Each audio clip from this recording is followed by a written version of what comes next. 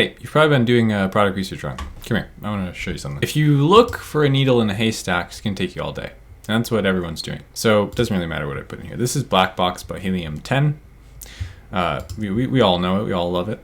If I select categories in here, I could select any which categories, doesn't really matter as long as I'm in things that aren't gated. And then I can go into price and I could enter my 15 to 50, blah, blah, blah. And you see where I'm going with this, right? Whatever I put in here, it's going to show me only what, no matter what magic formula I use, it will always just show me products one at a time. And so I have to scroll through here and I have to look at, okay, maca root, analyze it. And if you're really slow, you'll actually analyze them. So you'll go, okay, here's a product idea. And I'll come over here. And then maybe even before using some discerning capabilities to be like, well, can I sell a supplement in this category that requires X amount to spend to be ungated and have to spend this much on FDA approval, blah, blah, blah, blah. Maybe I just go straight to doing some math on it, seeing if the math works out. You're wasting your time, okay? And so I'm going to show you a switch from needle in a haystack to systematized catalog searching. Big difference, right? This is as good as I can get here. I can give you the best filters and it's still one at a time. Millions of products on Amazon. We can't look one at a time. Okay, it's big frustration in doing product research is coming from this, the way you're starting your search. But don't go anywhere. Before we do that, we have to look at what it is we're looking for. Because if we don't know what it is we're looking for from some very basic first principle, no matter what method I give you, you won't see the merit in it. So what I'm actually looking for is a customer who wants a better option, doesn't have it. A customer that can buy my product again, where 10,000 minimum of these people are looking for the product every month, where I can make more than 20% profit with my advertising, not just organically, where I don't have to pay exorbitant barriers to entry like FDA approval, EPA registration, ungating in categories, really big R&D costs. So I want to be able to bootstrap it a little bit. I find that things that are formulated products, this is actually not a bad example. Whatever I do to change this product, make it, the product itself is not expensive to change.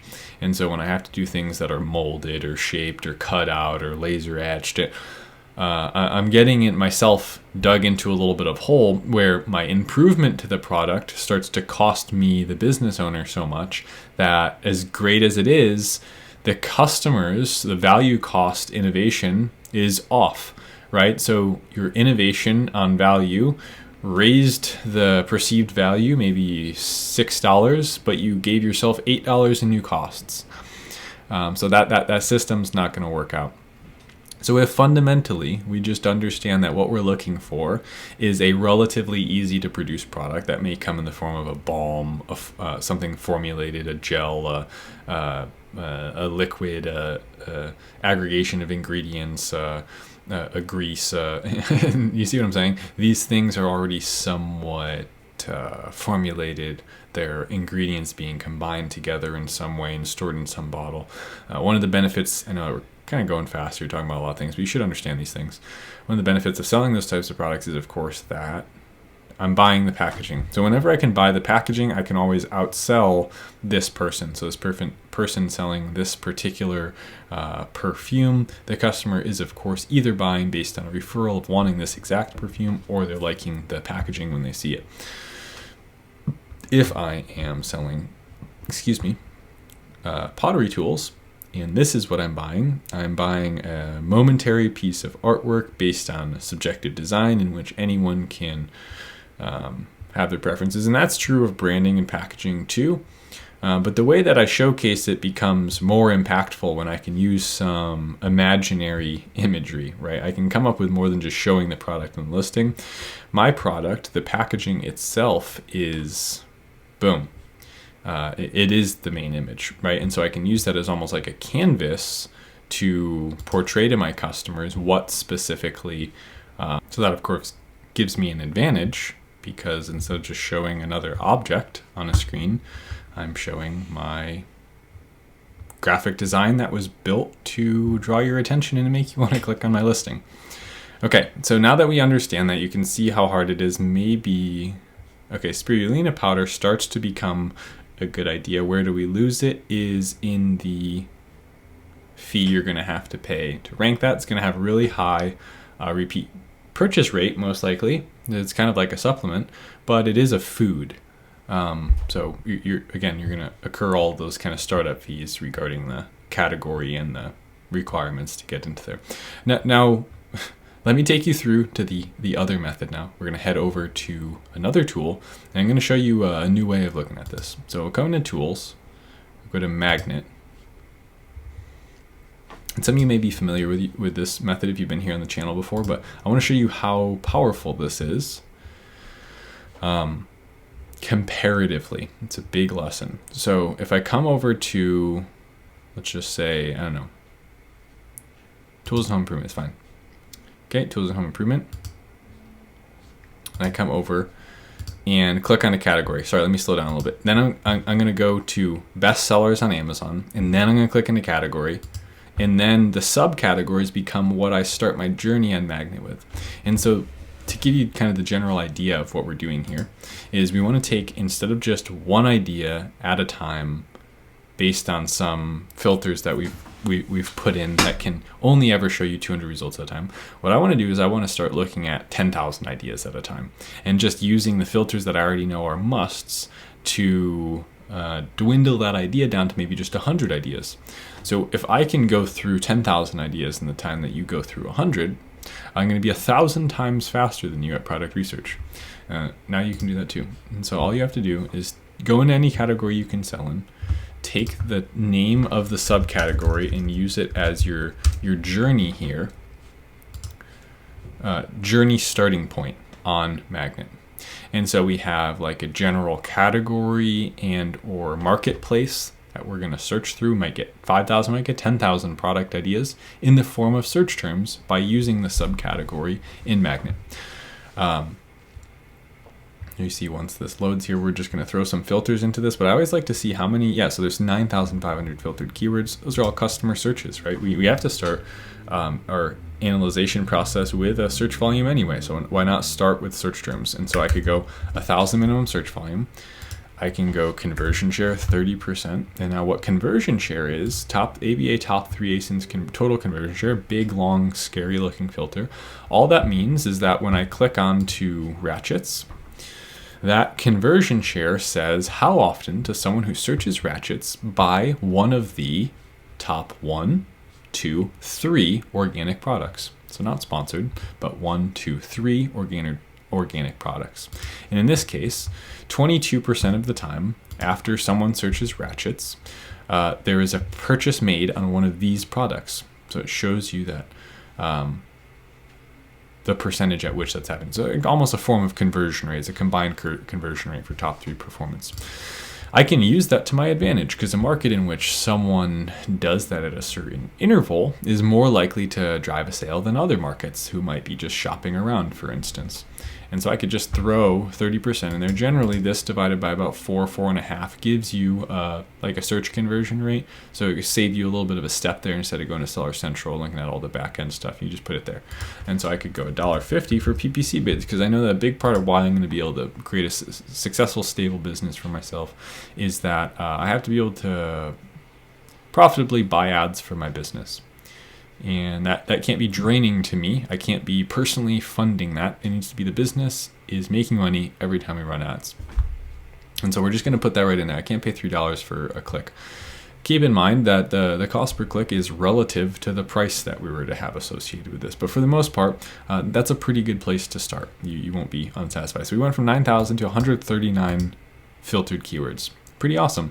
Now I have to use some of those discerning capabilities from, remember I gave you some prerequisites for this. Some of the discerning capabilities around what am I going to actually click on will save you the next part of the time to make you more efficient. Anything that R&D is going to cost me 20, 30 grand because it's a physical product, an electrical product. Well, sorry, they're all physical products. What I meant to say was like a utility-based product. Like this is like, I have to design this. This is all cut out of metal, right? Whereas if I were to sell a potpourri, it's a blend of flower petals. I just put all that stuff in a bag, okay? So one of those is a lot easier to start.